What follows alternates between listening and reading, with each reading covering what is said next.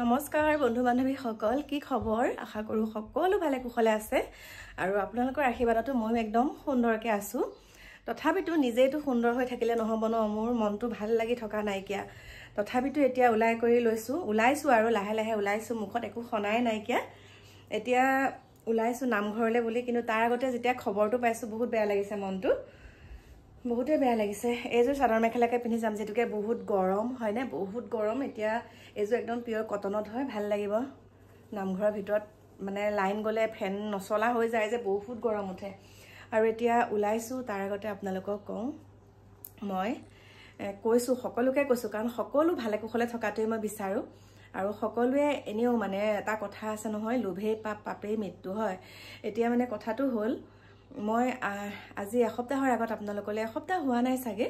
মই আপোনালোকৰ মাজলৈ এটা ভিডিঅ' দিছিলো সেই ভিডিঅ'টোত কৈছিলো মই সুমি বৰাৰ কথা আৰু মোৰ কথাটোকে এতিয়া হৈছে একদম এনেকুৱা দুখ লাগিছে নহয় সঁচাই বহুত দুখ লাগিছে কাৰণ কিয় মোৰ দুখ লাগিছে জানে মই নিজৰ গাটো চিকুটি চাওঁ কাৰণ মোৰ ল'ৰা ছোৱালী আছে মই নিজৰ গাটো চিকুটি চাওঁ আৰু প্ৰত্যেককে তেতিয়া অনুভৱ কৰিব পাৰিব যেতিয়া সেই বস্তুটো নিজৰ লগত অনুভৱ কৰি চাব আৰু হয় মানুহৰ কেতিয়া কাৰ কি হয় কোনো ক'ব নোৱাৰে মানুহ মাত্ৰে ভুল হয় কিন্তু এনেকুৱাও কিছুমান জীৱন সংগী থাকে বহুত দুখ কষ্ট সহ্য কৰিও যেনেকে আপোনালোকেতো দেখা পাইছে সীতা 14 বছৰ ৰামচন্দ্ৰ বনবাসত থকাৰ পাছতো সীতা কেনেকে লগত আছিলে 14 বছৰ একেলগে বনবাস খাটিলে তথাপিতো তেওঁলোকৰ এৰা এৰি নহল মানে কথাটো কৈছো এটো কাৰণে ধৰক এতিয়া আমাৰ লগত এতিয়া মোৰ কিবা এটা বেমাৰ হৈছে নহয় বহুত থাকে তেনেকুৱা মোৰ কিবা এটা যদি বেমাৰ হৈছে মোৰ ল'ৰা ছোৱালী নাচালে যিমানে হওক স্বামীজনৰ পৰা আশা কৰে পত্নী গৰাকীয়ে যে মোৰ মানুহজনে চোৱা চিতা কৰিব কিন্তু কিছুমান এনেকুৱা স্বামীও থাকে ঘৈণীয়েকজনী বেমাৰ হৈ যোৱাৰ পাছত মানে এলাহ কৰে চাবলে মানে মন নকৰে আৰু তেনেকুৱা পত্নীও আছে গিৰিয়েকজনৰ যেতিয়া বেমাৰ হয় স্বামীজনৰ যেতিয়া বেমাৰ হয় তেতিয়া চোৱা চিতা নকৰে তাৰ ফলত কি হয়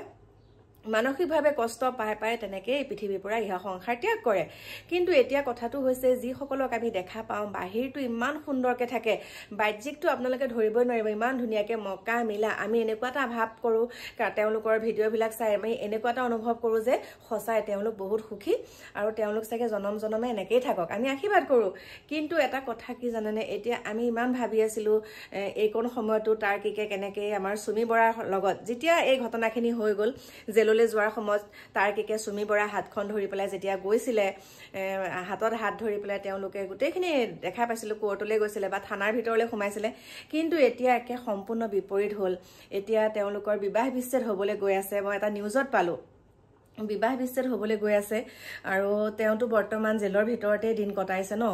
আৰু এতিয়া তেওঁ ঘৃণা উপজি গৈছে মানে মায়া মোহৰ প্ৰতি তেওঁ ঘৃণা উপজি গৈছে সুমি বৰাৰ কাৰণ তেওঁ কেনেকুৱা এটা জীৱনৰ পৰা কেনেকুৱা এটা জীৱন এতিয়া অতিবাহিত কৰিছে গতিকে যি পাইছো তাতেই সুখী হ'ব লাগে যি পাইছো আগতে ফেনখন নাথাকে বুলি জানো আমি বিচনী বিচা নাছিলো তাতেইতো আমি সুখ অনুভৱ কৰিছিলো ভগৱানে লাহে লাহে সকলোকে দিব নহয় ভগৱানে ভালে তুমি সত্য পথত থাকিলে ভগৱানে দিবই আগতে আমি ঢকুৱা বিচনী মাৰি মাৰি গোটেই ৰাতিটো আমি তেনেকে ঢকুৱা বিচনী মাৰি মাৰি কেনেকে টোপনি যায়গে ক'বই নোৱাৰো তাতে আমি শান্তি ঢকুৱা বেৰত আমি লেটিন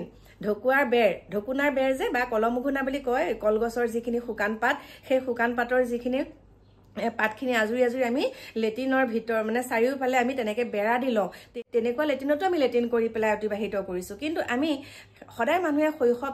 মানুহে আগৰ দিনবিলাকৰ কথা মনত পেলাব লাগে তেতিয়া কেনেকুৱা আছিল এতিয়া এইখিনিতে পাইছো এইখিনিয়ে বহুত সন্তুষ্ট এইখিনিতে আমি বহুত সন্তুষ্ট হ'ব লাগে কিন্তু এছামে কি কৰে পাইছো যেতিয়া লোকৰ টকাই হওক বা হেৰিয়ে হওক মানে জপা টপাই যেতিয়া 2 নম্বৰী কৰি পইচাবিলাক আনিব নহয় নাথাকে সেয়া পইচা ভগৱানে চাই দুদিনৰ কাৰণে সুখ অনুভৱ কৰিলা গোটেই জীৱনটোৰ কাৰণে তুমি এটা কান্দিব লাগিব গতিকে আগতে ঢকুৱা বিচনীতে বিচিছিলো তাৰপিছত লাহে লাহে ফেন ললো তাৰপিছত লাহে লাহে এচি ললো হয়নে নহয় তেনেকুৱা সকলোৱে কষ্ট কৰিলে সকলোৱে পাৰিব এইটোৱে নহয় যে আজি মই এনেকুৱা কিয় দুখীয়া হৈ আছো মই এনেকুৱাখিনি কাম কৰোঁ অপকৰ্ম কৰোঁ ৰচোন মই এদিনতে ধনী হ'ব লাগে এদিনতে ধনী হ'বলৈ গৈ পেলাই এতিয়া নিজৰ স্বামীজনৰ পৰাও তুমি এতিয়া বিবাহ বিচ্ছেদ হ'বলৈ বাধ্য কৰাইছে হয়নে নহয় পৰিস্থিতিয়ে তাৰ্কিকও বোলে সুমি বৰাৰ কথা নুশুনে সুমি বৰা তাৰ্কিক মানে দুইজনৰ এতিয়া মতভেদ আৰম্ভ হৈ গ'ল গতিকে বেয়া লাগিছে মানে কেইটা বছৰনো হ'ল হয়নে বিবাহ পাশত আবদ্ধ হোৱা ফুলকুমলীয়া ফুলটো ফুলি উঠি